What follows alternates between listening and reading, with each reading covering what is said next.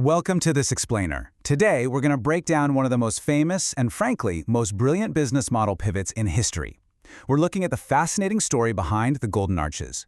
Now, you might think a global empire like this started in some fancy corporate boardroom, right?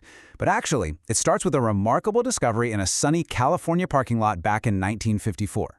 It's an absolute masterclass in recognizing potential, rethinking your economics from the ground up, and scaling an idea way, way beyond anyone's wildest imagination. Let's get right into it. So, I want to start with a number, 52. Keep this in the back of your mind, because it represents the age of a man named Ray Kroc at the very beginning of our story. By pretty much every conventional measure, Kroc's window for building something massive had completely, definitively closed. He was a traveling salesman, just driving endlessly across the country selling milkshake machines. And he wasn't exactly the picture-perfect health either.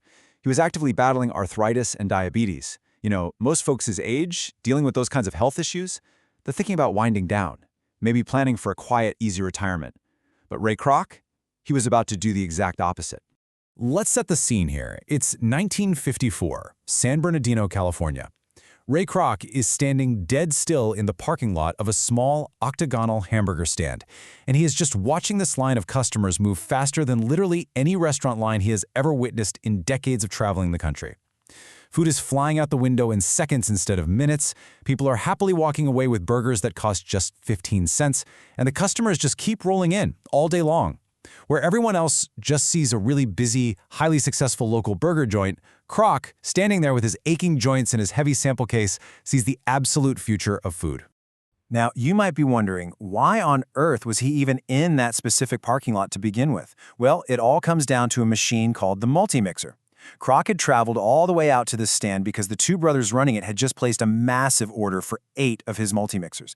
To put that into perspective for you, 8 of these machines running together can whip up 40 milkshakes all at once.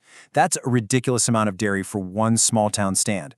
Kroc was genuinely baffled. He figured he just had to see for himself what kind of operation actually required that massive, industrial level of capacity.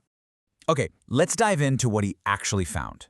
The stand belonged to Richard and Maurice McDonald, Dick and Mac. And what Kroc discovered was their brilliant invention, the Speedee Service System. Honestly, it was fast food before the term even existed. This whole system relied on 3 core pillars. First, a radically stripped-down menu. No clutter. Second, they broke down every single task in the kitchen into simple, infinitely repeatable steps, so it functioned exactly like a factory assembly line.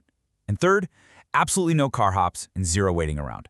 Kroc was just mesmerized by the sheer efficiency of the whole thing. But here's the catch. Recognizing a great system is one thing, actually scaling it up is a totally different beast, and almost instantly we get a clash of 2 very distinct visions. See, the McDonald brothers were smart, careful guys. They had already made really good money and were perfectly comfortable. Crucially, they had zero appetite for the risk, the headaches, and the total chaos that comes with national expansion. But Ray Kroc, he was hungry for it. He eventually manages to convince the cautious brothers to let him franchise their concept across the country. And in 1955, Kroc opens his very first franchise in Des Plaines, Illinois. Which brings us to this seemingly tiny number, 1.4%. This is the part of the story the bright drive-through signs never actually tell you. For years, this grand franchising experiment barely worked at all. The economics of that initial contract Kroc signed with the brothers were just incredibly brutal. His company's cut was a razor-thin slice, a royalty of around just 1.4% of each restaurant's sales. And out of that tiny, tiny fraction, Kroc was somehow supposed to fund and run the entire national franchising operation. So let's break down what we can only call the brutal math. Think about it. These restaurants are selling hamburgers for a mere 15 cents apiece. You have to sell an absolute ocean of 15-cent burgers for 1.4% to actually add up to anything meaningful. Kroc was struggling terribly to attract franchisees who had enough capital. He couldn't even pay himself a proper salary, which forced him to lean heavily on outside income just to keep his head above water. And remember, all the while, his body is fighting him with chronic illnesses. It was a massive physical and financial strain on the guy. And layered right on top of those intense money problems was a slower-burning but honestly equally dangerous conflict: his relationship with the McDonald brothers themselves. I mean, the brothers' name was on the door, and their initial contract rigidly governed the whole system. Because of this, they constantly pushed back. They resisted change after change that Kroc firmly believed the business absolutely needed to scale. So Kroc was exhausting himself trying to build a massive empire on a structural foundation controlled by men who never wanted an empire in the first place. The foundation was totally cracking. The company was quite literally on the brink. And the crazy thing is, the turning point doesn't come from inventing a better burger or a crispier fry. It comes from this man, Harry Sonborn. Sonborn was a former finance executive who took one single look at Kroc's fiercely struggling operation and saw the core structural flaw with total crystal clarity. He realized that McDonald's, as it was structured right then, was just a bad business trying to survive on the crumbs falling off other people's restaurant tables. And this next moment brilliantly illustrates the massive pivot that saved them all. Sonborn delivered a reframe that has become absolute business legend. He told Kroc, "We are not technically in the food business, we are in the real estate business. The only reason we sell 15-cent hamburgers is that they are the greatest producer of revenue from which our tenants can pay us rent." Boom. It was a complete and total paradigm shift. Let's look at how that actually functionally changed the company. The old model, that was all about licensing a burger system for those razor-thin 1.4% royalties we talked about. But the new model, it was all about controlling the ground. Kroc and Sonborn set up the Franchise Realty Corporation. This new entity bought or leased the land and the buildings for new locations, and then turned around and leased them back to the franchisees with a markup. This gave the company immense leverage and, most importantly, a steady, completely predictable stream of income. The economics flipped literally overnight from starvation to incredible strength. With that powerful real estate engine humming in the background, everything Kroc had been grinding toward began to compound so rapidly. Just trace this growth with me. From that initial parking lot discovery in 1954 and the first franchise in 1955, they suddenly jumped to 228 restaurants grossing $56 million a year by 1960. It was truly explosive growth, which inevitably leads us right to 1961 and the ultimate climax of Kroc's relationship with the founders. But hey, before we get to that buyout, we really need to understand why those 228 restaurants were so successful in the first place. It came down to the ultimate moat: relentless standardization. The brothers might have invented the system, but Kroc industrialized it. Every single fry, every single burger was made exactly to spec. The speed and consistency were identical everywhere you went. In an era where stopping at a random roadside diner was a complete gamble, like you never knew if you'd get a great meal or food poisoning, this rock-solid consistency became the actual product. Franchisees weren't just buying a fancy logo, they were buying a completely debugged, guaranteed machine. And Kroc enforced it with the strict discipline of a zealot. When you look at the stark resolution of this partnership, it is absolutely fascinating. By 1961, Kroc's wild ambition and the brothers' deep caution had completely run out of road together. Kroc finally resolves it by buying them out entirely for $2.7 million. Now, that was a massive fortune at the time, one that Kroc had to desperately scramble to raise. But just look at the contrast in the outcomes here.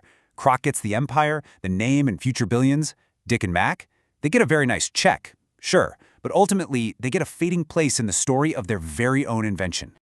Now, an honest telling of this story requires us to look at this totally neutrally.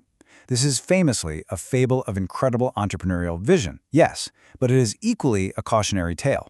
It is a stark reminder about the harsh realities of contracts, the deep complexities of partnerships, and exactly what happens when visions between partners genuinely and completely diverge. When the person with the much bigger appetite controls the terms, the balance of power shifts permanently. Anyone building a business with partners really needs to hold both the inspiration and the caution of this story in their minds. With full control secured, McDonald's was finally Kroc's to build his way. And let me tell you, he did not hold back. By the time Ray Kroc died in 1984, the chain he started franchising at age 52 had exploded to over 7,500 restaurants worldwide. And true to Harry Sonborn's brilliant pivot, it remains one of the world's great real estate operations to this very day, collecting rent on thousands of prime properties. They didn't just change what people ate, they completely reshaped how the entire global restaurant industry even thinks about scale. So what should we actually take away from all this? The lessons under the arches are surprisingly actionable for us today. First up, a great idea is basically nothing without the ruthless execution to scale it. Second, sometimes you have to completely reframe your entire model, like shifting from a burger joint to a real estate company, to unlock impossible growth. Third, if you are struggling on razor-thin margins, the answer isn't always to just push harder. Sometimes you literally must find the lever that changes the economics entirely. And finally, When business visions diverge, painful honesty and a clean break will always be years of quiet, simmering resentment. But you know what? Maybe the lesson this story shouts louder than any other is right here. 52 is not too old. None of this global empire happens if a sick, aging salesman with a heavy sample case looks at a wildly successful hamburger stand and decides it's simply too late in his life to start over. The absolute biggest thing Ray Kroc ever built, he hadn't even started yet when he walked into that San Bernardino parking lot. The story of the Golden Arches was never really about hamburgers at all. It's about seeing what something could become when everyone else only sees what it is today. So I'll leave you with this question to think about. What is your parking lot moment? And more importantly, are you willing to take that first shaky step and just start, long before the world gives you any guarantee that it will work? If this explainer sparks something for you today, make sure to subscribe to the channel for more deep dives into the stories and strategies that shape our world. We'll see you in the next one.